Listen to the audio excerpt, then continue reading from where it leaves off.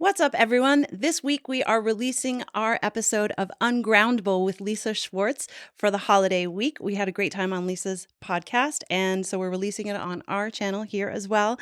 Have a great holiday, everyone, and we'll see you in the new year. Hello and welcome to Ungroundable with me, Lisa Schwarz, and Mom, who is sadly not here, but she is on the up and up, y'all. So thank you for sending all your love towards her. I am so excited about today's episode, you guys. This is a first. We have two awesome people joining us. That's Mike Glazer and Mary Jane Gibson. And they are from, I'm actually like legit a little bit intimidated because they have an amazing podcast called Weed and Grub. And I just hope that they think I'm doing a good job. Am I oversharing already? Yep, but they are about to overshare. Today we are talking about skipping classes and cheating. And I'm just so thrilled. So let's get right into it. If your parents only knew of the shit you used to do, you'd be grounded for a long, long time. Thank you so much. I have to like straight up say that I am intimidated because I feel like you guys are the podcast masters and I am humbled that you've on my little podcast.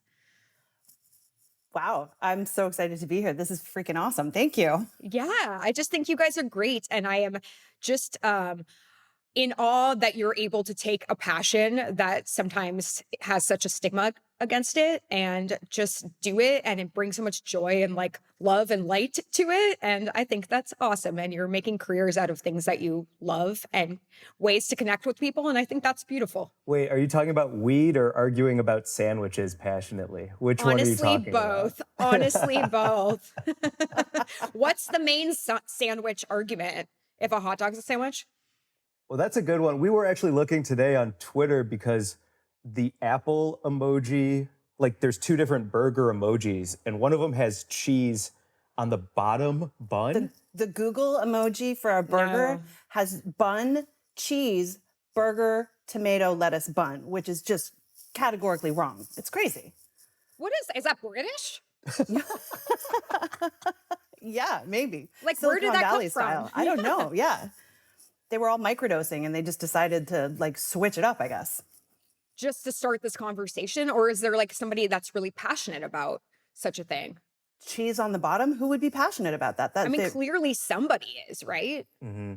Yeah. But I mean, it's so crazy. A psychopath, yeah. Or is it a grilled cheese that was like an afterthought? They're like, well, we might as well throw a burger on there. Oh, an afterthought burger. Ooh, sign me up for that. You know what I mean? I mean, that's a 2 a.m. sort of like truly like a weed burger is, you know, a grilled cheese that becomes a burger. Okay. That's definitely something that could happen in our world. What was the other option? Just a regular burger? Yeah. Apple gets it right. Apple's got bun, burger, cheese, lettuce, tomato, bun. Which is, you know, but then they offer right a second option. And is that just so we can all judge people on their choice? It's the other platform. You know how there are like the different styles of emojis on the different platforms? Got it. Yeah. Wow. Controversial. I do think you're right, though. It's a really good, like, first date question just to get the red flags out of the way. If they say cheese on the bottom, we are out. Run. What's your favorite sandwich? Do you have a favorite sandwich? Oh, Mike, you got to go first on this one. I feel like you have strong opinions on sandwiches. I do. Well, okay. Does everyone have their seatbelts on? Here we go. Cheese on the bottom. Cheese on the bottom. Red flags are just fucking waving. Right now, I'm on a big turkey club kick with a lot of mayonnaise. But I wouldn't say that's my favorite sandwich all time. That's just my current top favorite, you know? Okay. Yeah. If you were to say all time, I had a sandwich in Portland, and it was a chicken thigh with cheese, a grilled pineapple, and like a King's Hawaiian bun. And it's just the best sandwich I've ever had in my life. Anything with the Hawaiian bun, I feel like, is where it's at. Yeah. Mm-hmm. Oh, yeah. Mary Jane, I feel like you got one ready to go. I have a top all-time favorite sandwich, which is weird because I don't like tuna sandwiches. I think fish sandwiches are kind of gross. But there was a tuna sandwich at a restaurant that I used to work at in New York City, and they had the perfect combination of tuna, guacamole, the right toast on the bread, and then super lemony, and then always great fresh tomatoes with a side of sour pickles. And it was, I still think about that sandwich. I feel like that's like a pregnant woman sandwich. Yes. Do you know what I mean? Like, you described all like the pieces. That's beautiful. That is beautiful. It hit Where did every you work? flavor note. Oh, it's called the NoHo Star. It was a fantastic place right at the corner of Broadway and Lafayette. And we had just like amazing guests come through all the time. I got to wait on some of like my icons, like David Bowie and Aman would stop in every once in a while, or like Just a gentle stop by just Bowie. just a random sighting of like, oh, Phil Collins is at the bar. What? Holy shit. Yeah. Wait, that's not the one where like the waiters sing, right? Not while I was there, maybe at different times. Okay. I feel like there's like a famous diner that sounds like that, where like they're like trying to get their start by singing at the diner. They would not have employed me. Well, I'm so like happy, like I said, and so like honored to have you guys here. And obviously today my mom isn't here because she is sick at home. But the whole start of this is because as I got older and would start drinking with my mother, I was like, oh, I can start like revealing these stories to her. And it sort of spiraled into this funny thing where it's like, oh, we all have these secrets that we've hid in our closet all these years. And there's something like very nice about like revealing them to your parents now and seeing how shocked they are. And so I'm happy to hear your stories and I can't wait. But in doing so, I would love to hear a little bit about both of your backgrounds in terms of sort of like setting the table for us and our audience as to what your history is and what it was like growing up with you, so that we can kind of then enjoy the stories when we get there. And let me just tell you, some of our past guests have told us some crazy shit, so let it fly. Everyone's histories are so interesting to me. Oh man. Okay, great. It's interesting you say that because through doing Weed and Grub with Mary Jane, my parents, my mom, Wendy, and Steve, have gotten to know Mary Jane, and now my mom will try to text Mary Jane. And I will never forget one text that said, I know Michael is very difficult to be around at times. Oh my God. And so to give you an idea of how I was as a child, I guess I would say, it seems I was difficult. It seems. Via the text, we now know you were difficult. Where did you grow up? St. Louis, Missouri. I don't think I've ever met anyone from St. Louis, Missouri. Oh, I don't know how to describe it. It wasn't for me, but my whole family still lives there, and so does my brother and his husband. And so I'll go back maybe once a year and hang out at the house. But yeah, I wouldn't call it like a place to go by any stretch of the imagination. A small town, or it's a big city, right? It's a great city. It's a great sports city. You can get like a shot of Jameson for $2. Still, yeah, it's fantastic. And there's good art. There's good museums. What am I talking shit about? I like it. Like, I just don't live there. Nelly was from there. It's great. Oh my God, I fucking love this place. Nelly. Yeah, but you were a pain in the ass? I was really difficult. I remember I was called, I had something growing as a baby called colic or something, where I would just scream all night. Yeah. And I don't think that changed once I could start talking. I was a fucking nightmare, man. Really difficult kid. And youngest or oldest? Only child until I was about 4. And then my brother, who's younger, was born. So I have like only child syndrome coupled with oldest child needing attention once this new child was born. So it's a lot. It's a lot to manage, I would assume, which is why I do stand up, because I need strangers to like me. And so like, and then I remember once I finally found hockey, and hockey was like my thing. I finally had an identity and something I could hold on to that was my own. And I think my life and me as a person just got infinitely better once I found something that I could really hook my teeth into, sink my teeth into. Wow. Yeah. You can hook them depending on how your teeth are, Thank you. Crooked teeth. Your parents must have been so thrilled, although I feel like hockey's scary. Well, I was a goalie, and so the cool thing was I had all the most equipment on, And so I was like super padded. And Yeah, so, okay, good. yeah. They were all about So they that. were okay with it. Were they strict? Like your parents, Boy. helicopters? What we got going on? I would say not, I don't know about helicopter. Is helicopter mean they're like always around? Is that the idea? You're like super managing, like making sure. I Oh, think that's a new term, right? For like our generation of parents, like helicopter parents, who are just like micromanaging everything. I would say they did their fucking best in an impossible situation. I think is the best way to describe it. Cause like I was stubborn. I knew who I was right away. I was telling my grandma that I was an atheist as soon as I could talk without knowing what it meant. You know what I mean? Just like being a real shit stirrer. That's amazing and so bizarre. Yeah.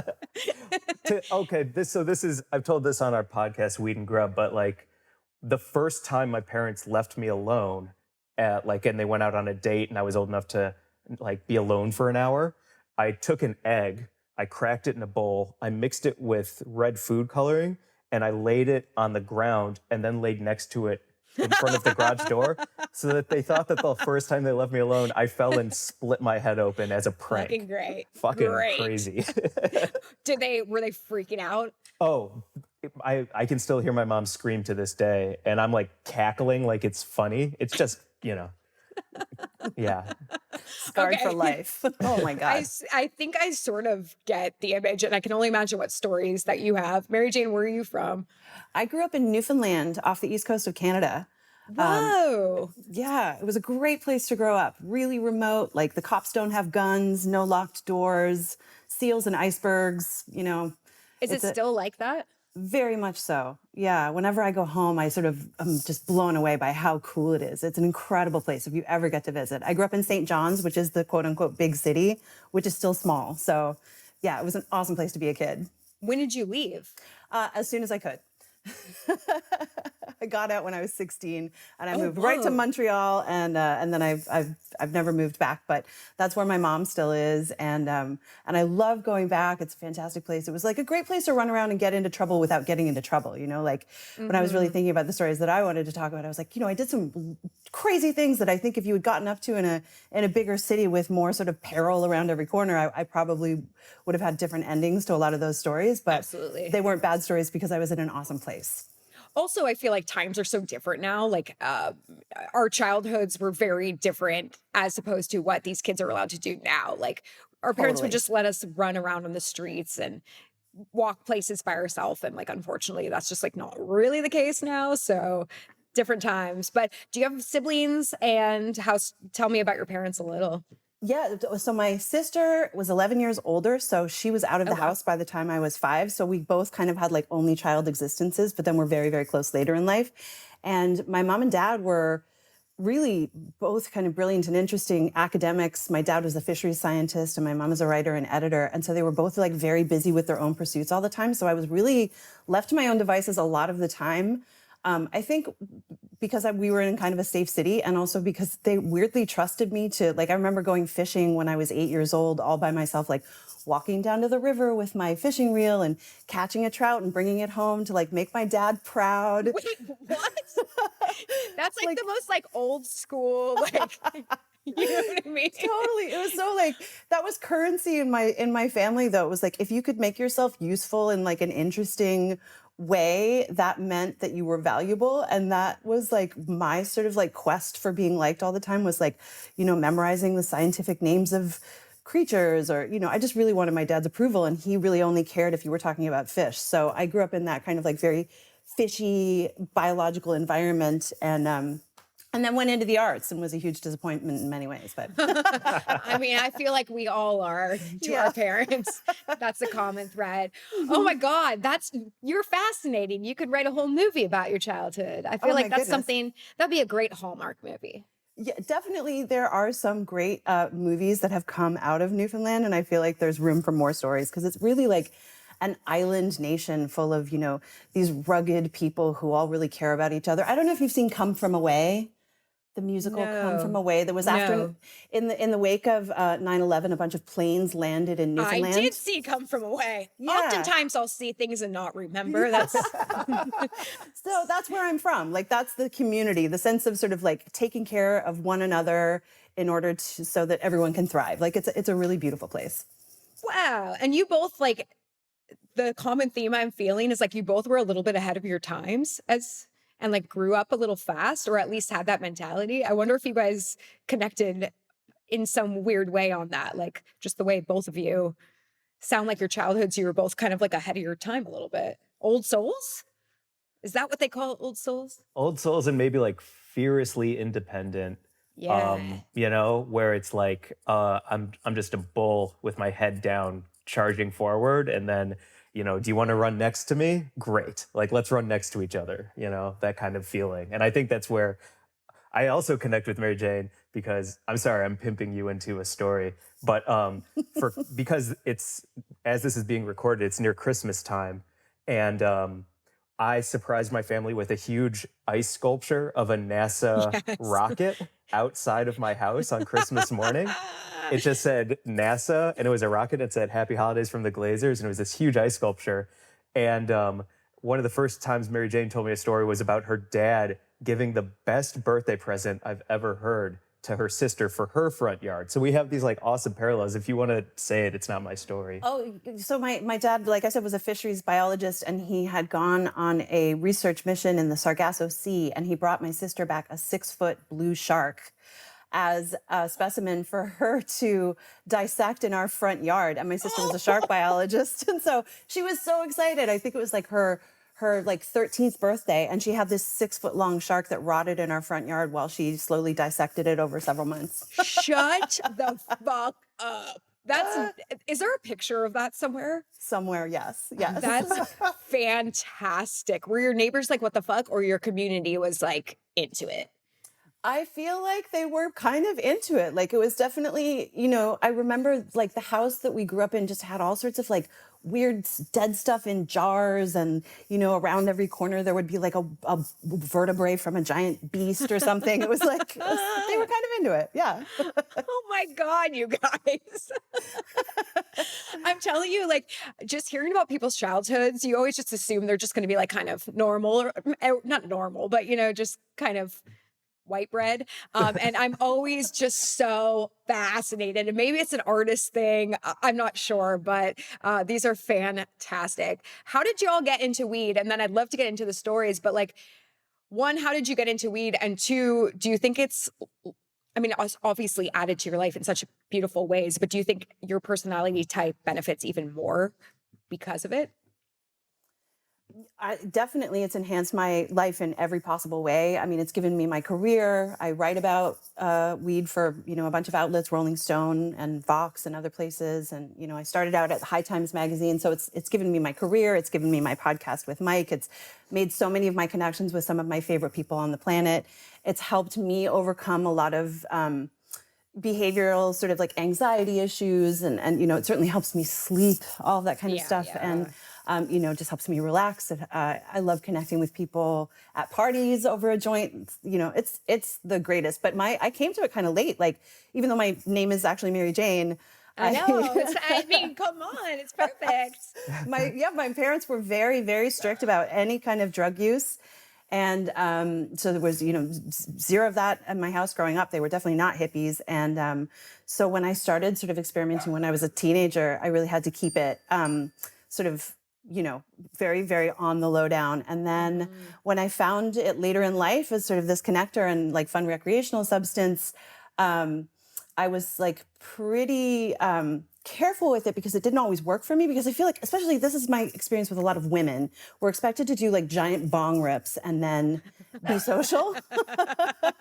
Totally. Yeah. So I think that was sort of my experience for a while. I wasn't all that comfortable with definitely weed in like social situations because it can make me introspective. And so like doing a giant bong rip and then being expected to like hang out with a bunch of strangers, I was like, oh no, I don't like this at all.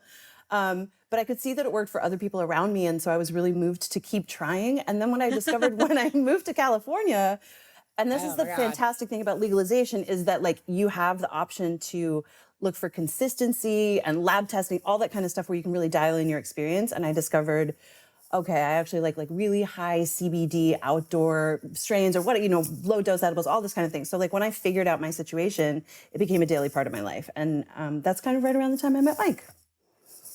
Kicking it over to Mike. What's the question? I was just curious, like, yeah, man. Why weed, Mike? Why weed? And also, how do you think it like played into your personality as your childhood personality kind of changed and grew? How did it benefit you and sort of add to? I always say, and I say it because it's true, it helped me be a better me from like a really early age. I don't know if it's young to start smoking weed around 13, 14, but that's like right around when I did. And right away I was like, oh, I'm less anxious. I'm more like able to feel like a person around other people and not just crack jokes all the time to like protect myself from saying something wrong. Like I immediately was able to like dial in who I was in a way that made me feel good about myself. And then I started selling it right around the same time.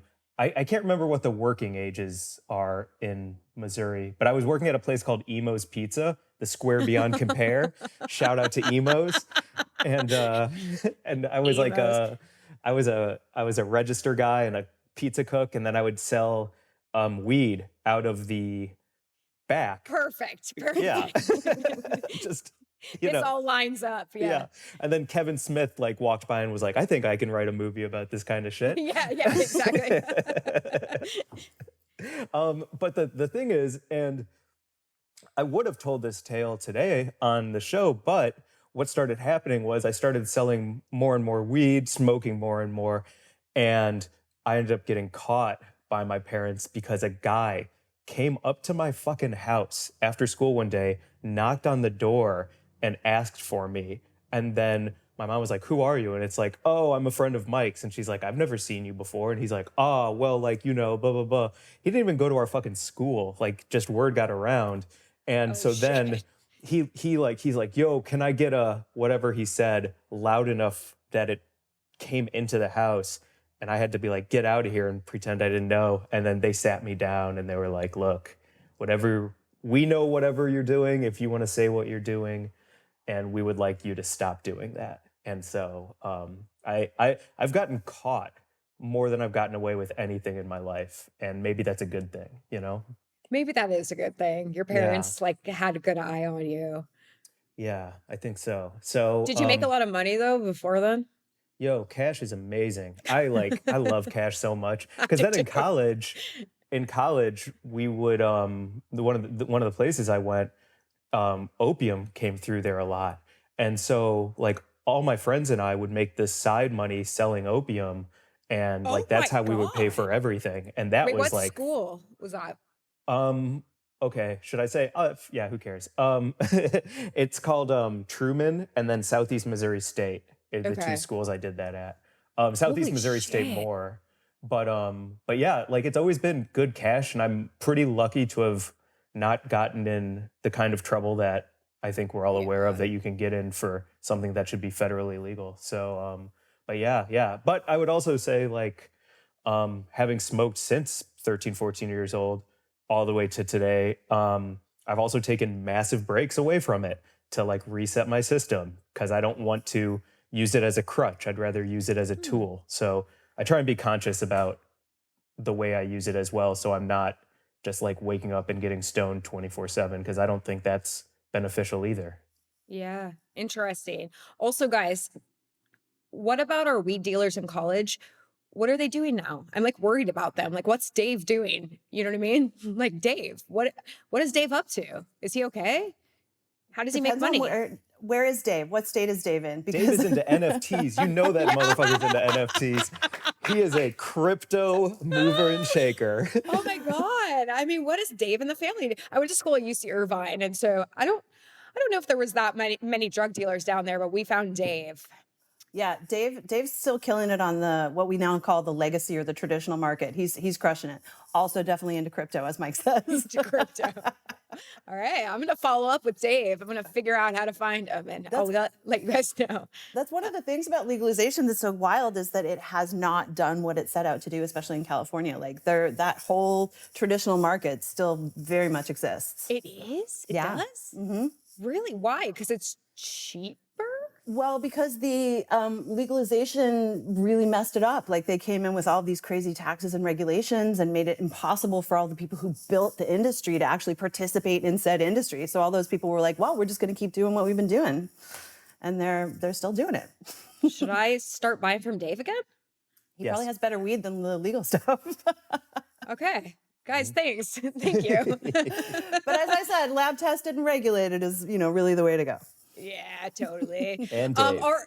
And Dave. I mean, I fucking love Dave. That was like one of my Dave. best memories from college. I don't know how we found Dave. He didn't go to school with us, but it was Dave and his brothers who were probably like really scary in retrospect. We're probably doing some crazy shit. Like they had a big fucking vault that they would keep closed, but they loved us and they took care of us, Fucking Dave. Absolutely. Yeah. That's awesome. Man, there's a code in that whole world that truly, like, there's some ethics and some morals that people, I think, really got poisoned against because of all the weird propaganda around the drug war. But like, there's a moral code amongst those dealers on that market that, like, I respect. Yeah, dude, respect. Mad I also respect. did whippets for the first time with Dave. Great time. Whippets are so dumb. I don't Are get they? it. I've never done them. It's stupid. It just goes wah wah wah wah wah wah wah for like 2 seconds, and everything like gets dizzy, and then that's it. And then you're a little dumber. It's not All right. worth it. Stick with weed. All right. Sorry, we got so off topic. I have so many questions to ask you guys, and I can't wait to keep talking about weed in a bit. But now we have set the stage here, and I would love to hear these stories that you've been holding on to. Do your parents know these stories now?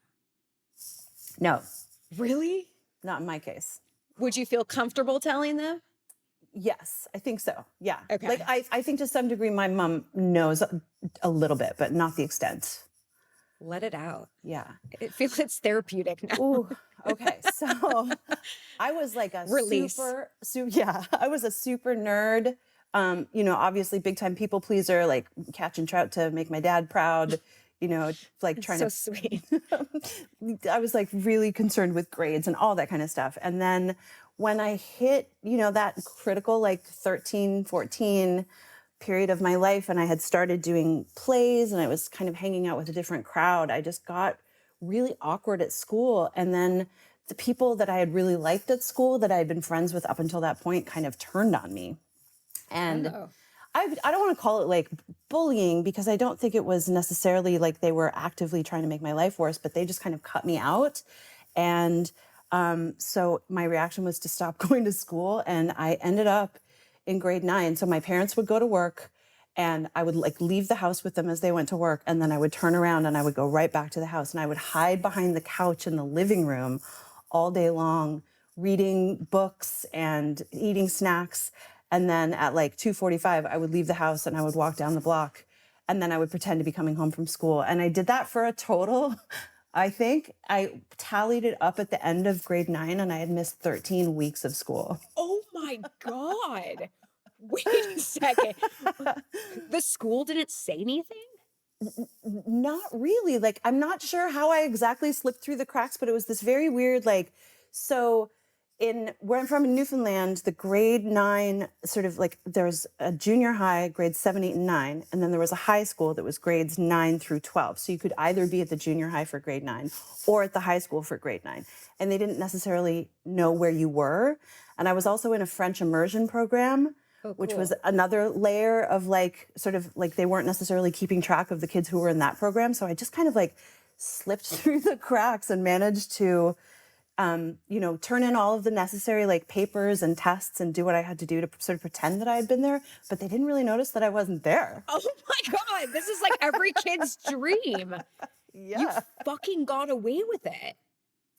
I did, like I set myself up. I mean, that was kind of the blueprint for later on when I actually just like left home at 16 and like fully didn't go to school for all of 12th grade and just did that like as a correspondence course basically on my own. But 9th grade was like truly yeah, I was like hiding behind that couch every day and listening to my parents go to work and then coming home and being like, Why did you hide behind the couch? They were gone. I don't really remember. I just think that was like, I felt like if I was For just like, someone so smart, man. I felt Spread like out. Spread out. I knew that I could be caught. Like if I were in the house and anyone came home at any moment, that the ruse would be up. So Okay. that, and it was a big couch. It was a very comfortable space. I made a little nest. I had some pillows. It was a little fort. Oh my God. Can I ask you a question, Mary Jane? Do you mind, Lisa? No, please, by all means. Well, do you like? I'm sorry, but like you skipped school to read. Yeah.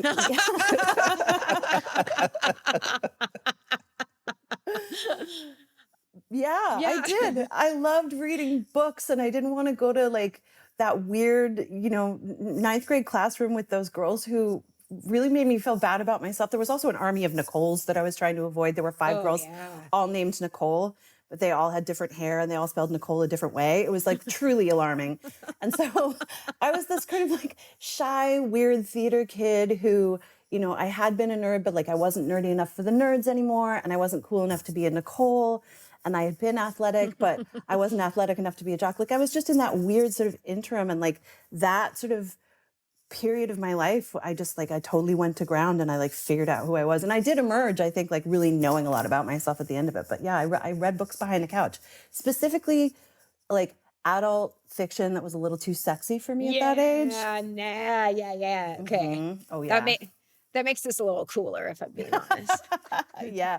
Oh yeah. Lie Down with Lions by Ken Follett. There is a sex scene in a cave in Afghanistan. Ooh. It is Ooh, kind of gnarly. but- ordering now. I'm shocked that you got away with that. That's yeah. so badass, besides the reading part. But I mean, reading now is cool, but Lie Down with Lions. Yeah, there it is. I don't know if it holds up, but at the time, man, that book was formative. like sexy lions. It's like a love story between like a KGB agent and a CIA agent set in Afghanistan, and they're like fighting over a woman, and it's very sexy. Yeah, it's hot. All right, noted. That's crazy. I actually think that might be one of the crazier stories, just in theory, that you were able to skip that much school and nobody knew. Nobody knew. We've heard some wild stuff, but you just dropped that so casually. That's wild. It was crazy. I mean, my dad was like out in the field doing research for weeks at a time, so he wasn't really present to like police, my school time. And then my mother was working a full-time job at a printing press as an editor, so she had long days. My sister was out of the house, and there was, I guess, no truant officer, or I don't know why they didn't, like I had transferred from the junior high to the high school, and maybe no one noticed that I just wasn't at either one. Terrible administration. Very bad. I hope they figured it out. Yeah, it was wild. And then like that high school was actually like, was it Holy Heart of Mary? It was a good high school. The nuns were like, great teachers, kind of mean, but yeah, they just didn't notice. I'm blown away, honestly. An inspiration to all kids out there. Hide behind the couch. That's amazing. Hide behind the couch, eat snacks, read books. God. For 3 months. Yeah, it was truly like, it was over the course of the whole year. I managed to pull it off for like a long extended, like I would miss a week and then I would go back and write an exam, or I would, turn in a school project and then I'd miss another week. And I'm sure I also probably concocted some elaborate tale about like needing to go on trips with my parents or something. Like I really do feel like I don't Ferris really remember. Bueller, but like full on on. crack. I think, great. do you know who Pippi Longstocking is? Do you know Of that? course. Yeah. I fancied myself like I was like a Pippi Longstocking. I was like, I'm living in this house by myself. Nobody can tell me what to do.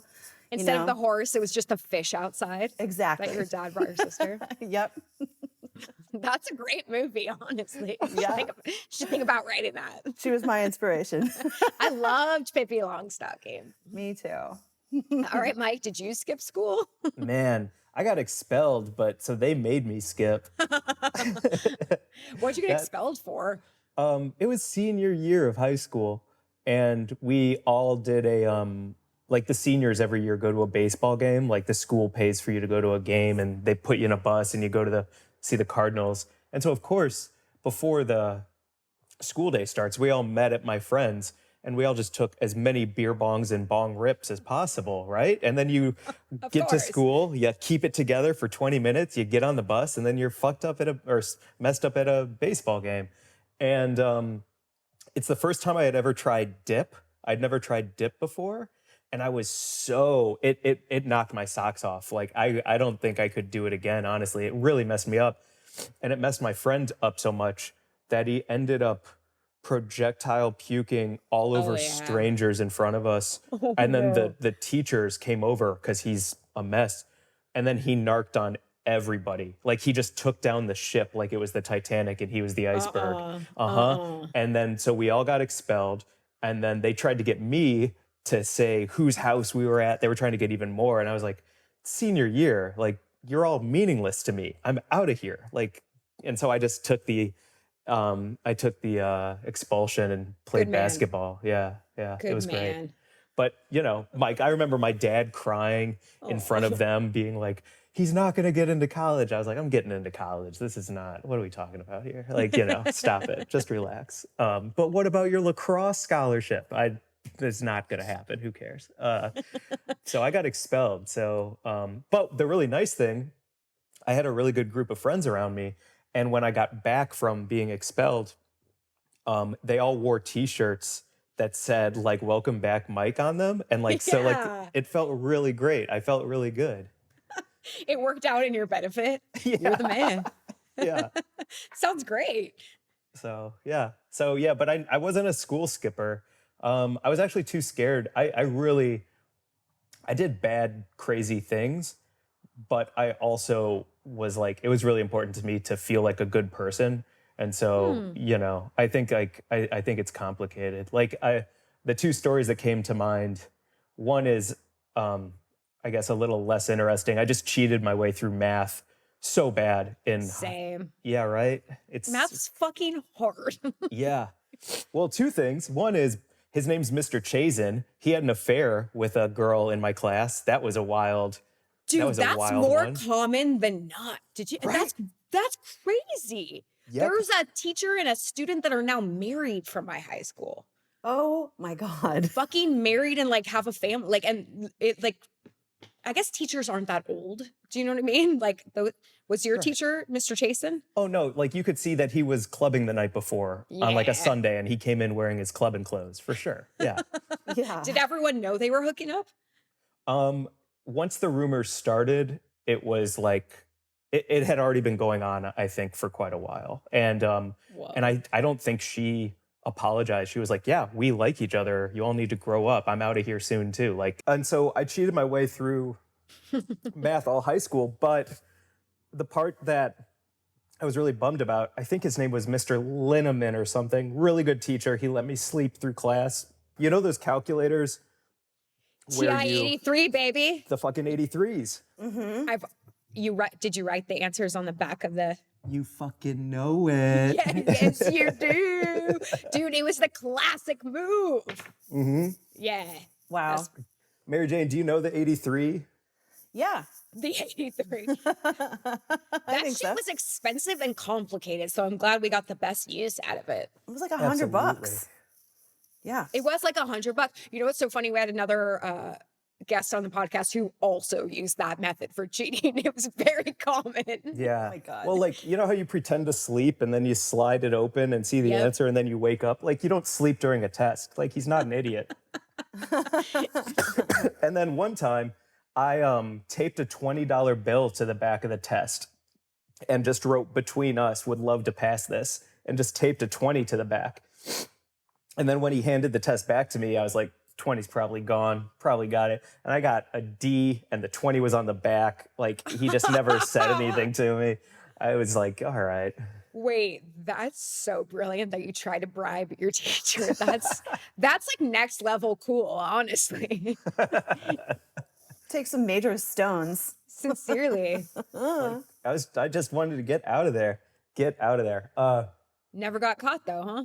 Never. Well, I mean, props to him for not making a meal out of that choice and instead just being like, this guy's got one foot out the door anyway. He's doing other things. So I think my teachers were really good and they understood that certain things weren't for certain people, and to not shame them for, That's right. Those are the best teachers who like get it. They see you and they know you're a good kid and that you're going to excel in other ways. Yeah. You Really know? well said. Exactly. Yeah. The 20 though, that's pretty dope. Honestly, No. I'd be And it was- so proud of my kid if they did that.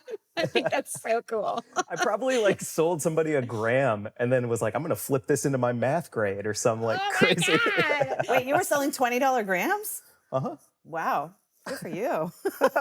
This guy had business sense from the start. And your parents never knew either that you were a cheater.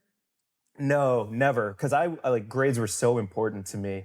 And like even down to I got a C in handwriting in 3rd grade because I'm left-handed. And so everything I would write would smear across the page. And I got a C in handwriting. And I remember like bawling, just like bursting into tears that like my handwriting was not good enough. So like it's always been really important to me that adults think that I'm an A+ student, you know? Wait, but Mike, didn't you create something to like solve that problem? Don't I remember you telling a story about like didn't you invent Is something? this a Shark Tank pitch? Okay, yes. Lisa, Shark, Yes. I am coming to you today for 10% of my company, the Roller Rider. The Roller Rider is made out of Legos with 4 wheels on it, and you rest your hand on the roller, and then you can roll your hand across the paper as you write, and because the wheels are high, it'll go over the paper and you won't smear the ink as you go. Will you do it for 15%? Will you do 12 and a half? You got yourself a deal. Yeah. Does that exist? That's great. I don't know, but I used it all 4th grade because I was like, I'm never getting a bad grade in handwriting again. I'm just going to use this thing all year. And I got an A in handwriting. So Hell it was yeah. pretty cool. Hell yeah. You guys are both very smart, inventive, young motherfuckers. Truly.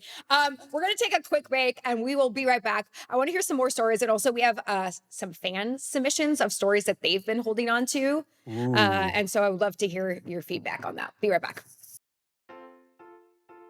Hey guys, just want to take a quick moment to say a big thank you for all your support on this podcast. It means the world to us and it helps us keep going. So if you take the time to rate and review the podcast, that would mean so much to us.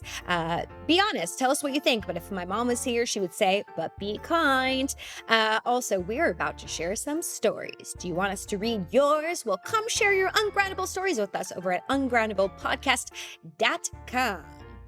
Also, y'all know it. I've said it over and over again, but I'm going to say it again because I think it's worth saying. We have a Patreon. Come on over to our Patreon. It's patreon.com/ungroundablepodcast. We have a lot of stuff going on over there. You can hang out with other members. There's early access to these episodes. It's also the only place you can actually see the full video of this podcast and all my expressions and all their glory. And also there's a whole nother show over there with Jeff and I called Sidebar. And we also do live stuff. So head on over. Yeah, that's what I got for you. Let's get back into this episode. I have so many more questions and I can't wait to read your stories.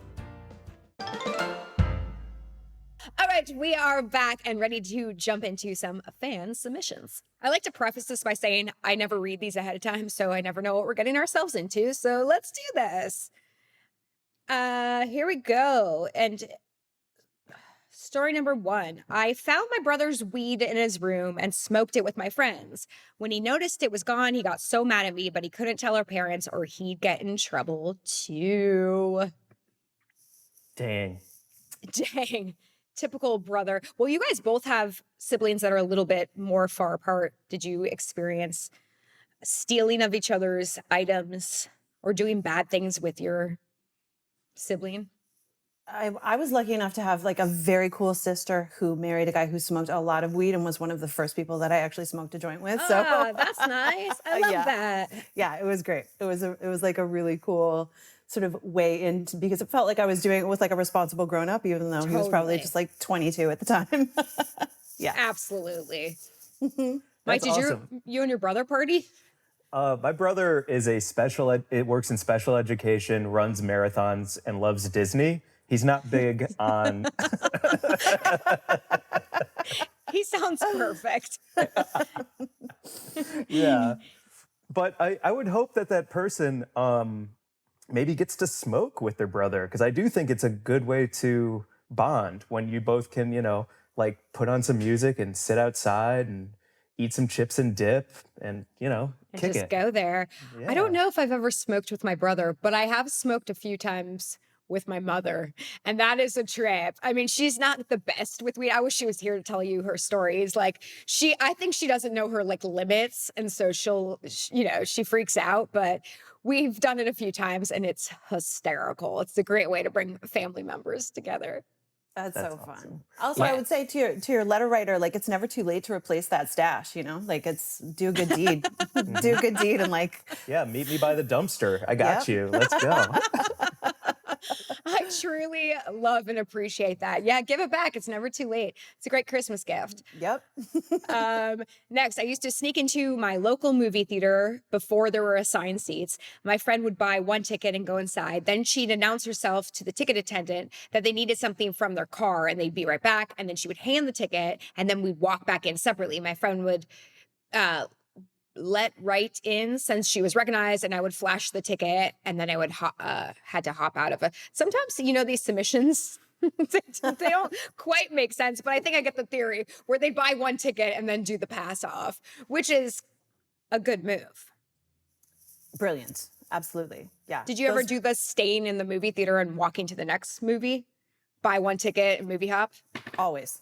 I do it Classic. today. It's my favorite way to have a Sunday afternoon when you see like a 1 p.m. matinee and then you catch 1/3, 2/3, or a whole full other movie and you just spend the whole afternoon in the movie theater. Hopping. They don't care. I feel like they don't care. You Yeah. think they care? I say that to justify it.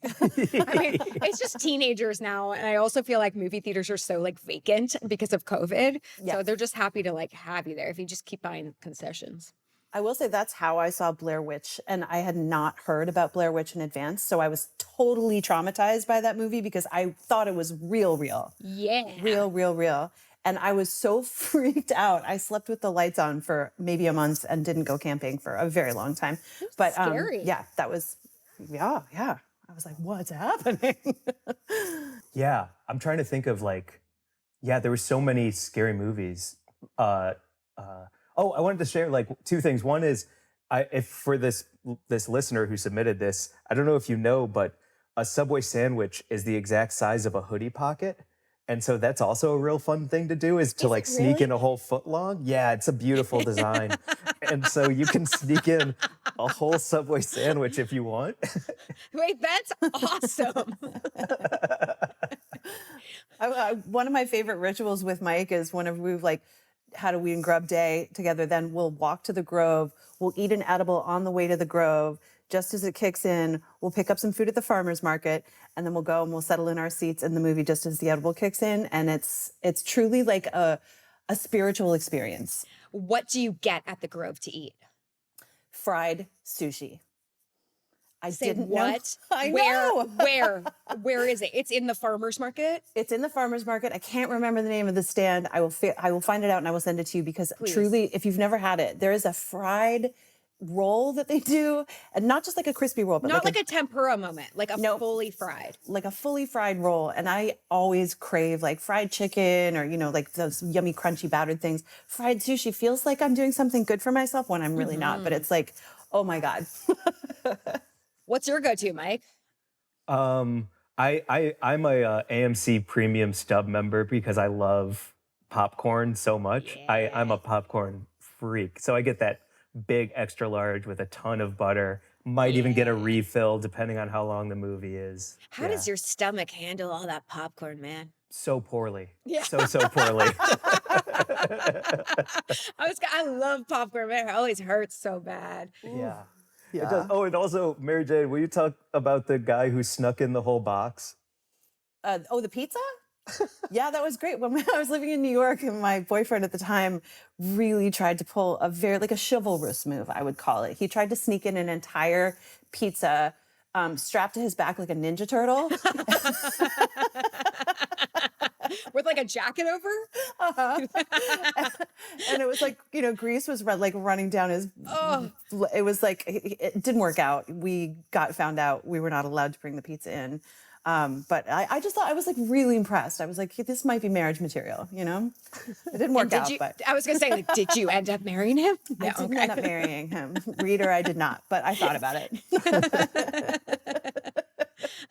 That is awesome. Well, guys, I appreciate your time so very much and your stories. I'm so fascinated by both of you, and I can't wait to like learn more and chat more. For those people that want to find you on the internet, can you let them know where and what you have going on that you're excited about? You can find me at This Is Mary Jane with an underscore after it. Nightmare, I know, but at This Is Mary Jane underscore. That's where I post about all the stuff that I write for various outlets. And then Weed and Grub is our podcast, and that comes out every Wednesday. We have great guests. We're very excited to have you on. I can't wait. I'm so excited. It's so fun. We have, it's like cannabis and snacks are the cornerstones for conversations about everything under the sun, and we really get into it and have a great time. And, we truly talk about like news and comedy and entertainment, and it's great. So I hope people will tune in and check it out. Oh, and our Instagram for that is at Weed and Grub. And when you come on, you have to talk about your sandwich, because we didn't get to your all-time and current sandwich as well. Deal. Also, like, just bookmark this. I went down this rabbit hole of mommy weed bloggers, like the whole like weed smoking mom culture, and I have so many questions about it. I find that is such a fascinating whole shebang, and I have so many questions. I didn't know that existed. It's a huge community. It really is, yeah. And there's like a whole group too that are really dedicated to like smoking while parenting and smoking while pregnant, which is a really interesting like niche, because some people really recommend it. They're like, if you're dealing with morning sickness, cannabis can, and then other people of course are like, what are you even talking about? It's wild. It's very divisive, super interesting. Yeah, any mommy stuff I imagine is super divisive. Yeah. So I just like I got sucked in. I was so fascinated by this. It's wild. Yeah, okay, many questions to come. Well, thank you guys so very much. I just think you're lovely, and I look forward to joining you on your podcast soon. Can't wait. Wait, Mike, you didn't share your IG handle for all your comedy. Mike, I'm so sorry. Quickly, it's at Glazer Boo Hoo Hoo. Depending on when you listen to this, I'm throwing a big party at the Comedy Store on New Year's Eve. Our first show sold out, so they were like, throw another one on New Year's Eve. Dude, that's a huge deal. I'm really excited. Thank you so much, Lisa. Yeah, congrats. And then I'm recording my album here in LA January 13th. If you happen to be listening to this in January, come to that show as well. There we go. My God, dude. You guys are doing great things, and I continue to cheer you on and can't wait to see what's next. So stoked. Thank you so much. Thank you. Bye. Okay, so many takeaways from this. I'm going to have to like re-download and think about this episode because they threw out so many gems. But the one major takeaway is that everyone cheats via the TI-83. So I'm sorry to people in high school now that you can't use the TI-83 because it really is a great cheating method. So happy to have them on, and I was so honored that they joined us.